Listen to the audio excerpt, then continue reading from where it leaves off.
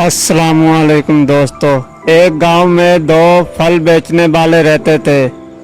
एक था फल बेचने वाला छोटा डाकू जो बहुत ही महंगे फल बेचता था।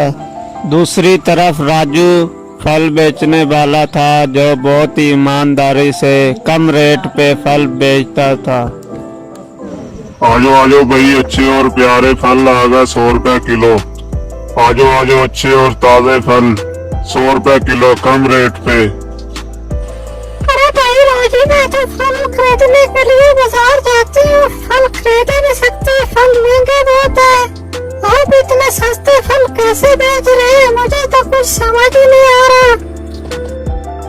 अरे तुझे समझ नहीं आ रही, तुझे मैं समझाता हूँ। अगर यहाँ अमीर ज्यादा आए तो कोई उसे 100 रुपए वाला फल भी 1000 रुपए किलो बोलेंगे तो वो खामोशी से लेकर चला जाएगा। अगर कोई गरीब इधर आए 100 रुपए किलो फल उसे बोलेंगे तो वो पहले सोचेगा 1000 दफा।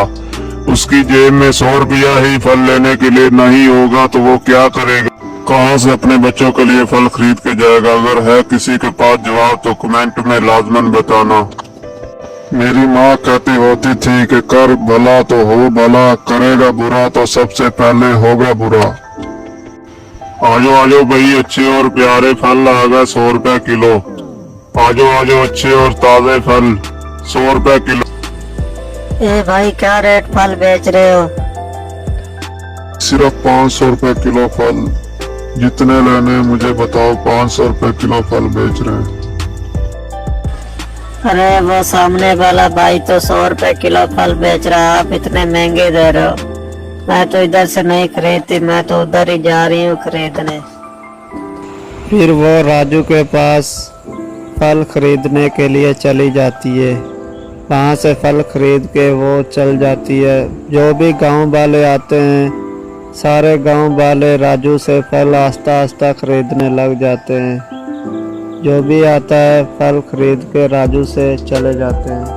अरे राजू, तुम इतने कम रेट पे क्यों फल बेच रहे हो? तुम भी मेरी तरह महंगे रेट पे फल बेचो और ढेर मुनाफा आएगा। अगर तुम इसी तरह कम रेट पे फल बेचते रहे तो बहुत जल्द रोड पे आ जाओगे। तुम मेरे भाई हो, तुम्हें मैं सही सलाह देता हूँ। तुम भी महंगे फल बेचो और ढेर मुनाफा कमाओ। अरे भाई, मुझे पहले ही सही मुनाफा आ रहा है कम रेट पे। मैं जितने भी पैसे कमाता हूँ मेरे घर का सही खर्चा चल जाता है। राजू उसकी बिल्कुल ही बात नहीं मानता। फिर वो अपने दोस्त मोटे डाकू के पास शहर में चला जाता है। अरे आओ भाई आओ, क्या बात है? इतने दिनों के बाद कैसे मेरी याद आ गई? बहुत परेशान नजर आ रहे हो छोटा डाकू, क्या हुआ? सब खैरियत तो है? फिर वो अपनी सारी बात मोटे डाकू को बताता है और फिर मोटा डाकू उसे एक स्प्रे देता है। बहुत ही खुश खुश अपने घर आता है, बीबी से बातें करता है, चाय पीता है, उसकी बातें सुनता है, फिर उधर ही सो जाते हैं। फिर दूसरे दिन काम पे आ जाता है। राजू दोपहर को कहीं खाना खाने के लिए चला जाता है। छोटू आता है बोतल स्प्रे की उठाकर उसकी दुकान के ऊपर सारे फलों के ऊपर स्प्रे छिड़क देता है जल्दी, और फिर वापस आ जाता है अपनी दुकान पे। राजू को पता नहीं चलने देता। अरे भाई राजू तो 100 रुपए फल बेच रहा है, तुम इतने महंगे क्यों फल बेच रहे हो? इसकी वजह बताओ, क्या वजह है? इतने महंगे क्यों फल दे रहे हो? तुमने लाने हैं तो लो, नहीं तो उधर जाओ, सस्ते उधर से ले लो। तुम्हें पता लग जाएगा क्यों वो सस्ते बेच रहा है। खराब फल है उसके पास। पांडू का बेटा जैसे ही फल खाता है उधर ही बीमार हो जाता है। पांडू एम्बुलेंस को कॉल करता है। फिर अरे ये क्या कर दिया मेरे बेटे का हाल छोटू।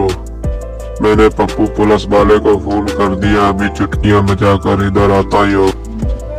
पांडू, अब मैं आ गया हूँ, अब टेंशन लेने की कोई बात नहीं। पप्पू पुलिस वाला कहते हैं मुझे लोग, चुटकियां बजाकर सब मसले का हल निकाल देता हूँ।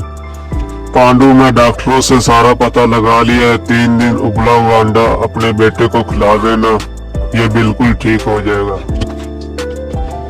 अरे छोटू, पछतावा तो हो रहा होगा किसी के लिए बुरा सोचो खुद का बुरा हो जाता है। बहुत पछतावा हो रहा पप्पू, पुलिस वाले मुझे माफ कर दे, पैसे के लालच में मैं अंधा हो गया था।